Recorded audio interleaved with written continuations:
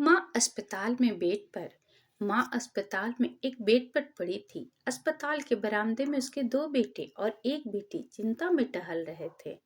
भाई बहन को अपनी माँ के लिए सेहत की चिंता तो थी ही, लेकिन उससे भी ज्यादा चिंता इस बात की थी कि अब माँ को अपने साथ कौन रखेगा।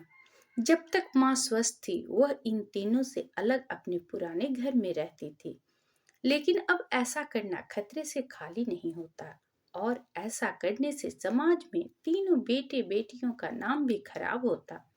लोग कहते हैं कि देखो कैसी औलादें हैं, बीमार माता को अकेले रहने के लिए छोड़ दिया। 1 घंटे से बिना कोई बातचीत किए वह तीनों अपने अपने विचार में खोए हुए थे।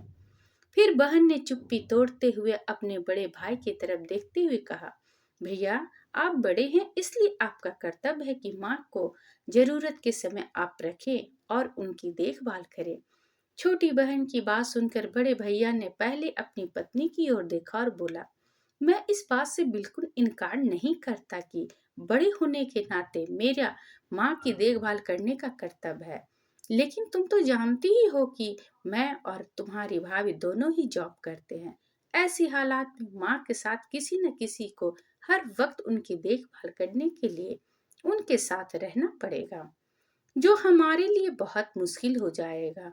बहन तुम तो पूरा दिन घर में ही रहती हो, तुम माँ को अपने साथ क्यों नहीं रखती? पैसों की चिंता मत करना, जो भी खर्चा आएगा मैं दे दूंगा। सुशील भैया आप तो जानते ही हैं कि मैं माँ से कितना प्यार करते हूँ, लेकिन आप यह भी जानते हैं कि मेरे ससुराल वाले कैसे हैं। मैं ये बिल्कुल बर्दाश्त नहीं कर पाऊंगी कोई मेरी माँ को और मेरे भाइयों को भला बुरा कहे। इसलिए अच्छा यही होगा कि माँ को अनिल भाई के यहाँ रखा जाए। बड़े भाई सुशील ने भी छोटे भाई अनिल के यहाँ माँ को रखने के लिए सहमति जताई। ये कैसी बातें कर रहे हो? क्या आपने नहीं देखा है कि माँ कभी भी मेरे घर 2 दिन से ज्यादा रही नहीं है? उनका मेरे यहाँ मन लगता ही नहीं है, फिर कैसे वह इतने दिन मेरे घर में रह पाएगी? छोटे भाइयों ने अपनी असहमति जताते हुए कहा। इससे पहले कि इस चर्चा पे कोई नतीजा निकल पाता, एक नर्स वहां दौड़ते हुए आई और कहने लगी, क्या आप ही वार्ड नंबर 4 के भर्ती मरीज के रिश्तेदार हैं? आपको डॉक्टर साहब अंदर बुला रहे हैं। सभी घबरा गए और दौड़ते हुए डॉक्टर के पास पहुंचे। डॉक्टर ने उनसे हाथ जोड़ते कहा, आई एम सॉरी, मैं आपकी माता जी को नहीं बचा पाया।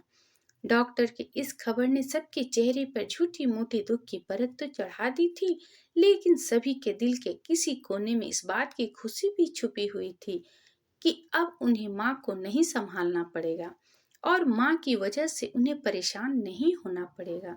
दोस्तों, छोटी सी यह इमोशनल कहानी ही समाज का सत्य है। यहाँ लोग ऊपर से जो दिखाते हैं वह अंदर से नहीं होते। जो माँ बाप अपने 4-4 बच्चे को बिना किसी शिकायत के बड़ी आसानी से संभाल पाते हैं, आगे चलकर जरूरत पड़ने पर यही 4 बच्चे मिलकर भी उन्हें नहीं संभाल पाते या नहीं संभालना चाहते।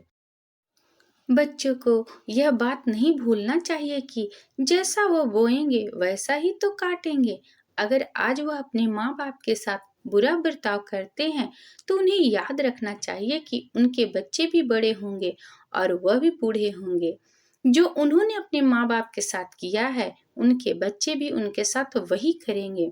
दोस्तों, अपने दिल से छल कपट निकाल दीजिए और सच्चे मन से अपने माता पिता की, अपने बुजुर्गों की सेवा कीजिए। आशा करती हूँ ये वीडियो आपको पसंद आया होगा। इस वीडियो पर आपकी क्या राय है कमेंट करके जरूर बताइएगा। अगर पसंद आया है तो please like, subscribe and share करना न भूलें। इसी तरह और भी कहानी सुनने के लिए कृपया बेल आइकन बटन को दबाना न भूलें। वीडियो देखने के लिए आपका बहुत बहुत धन्यवाद।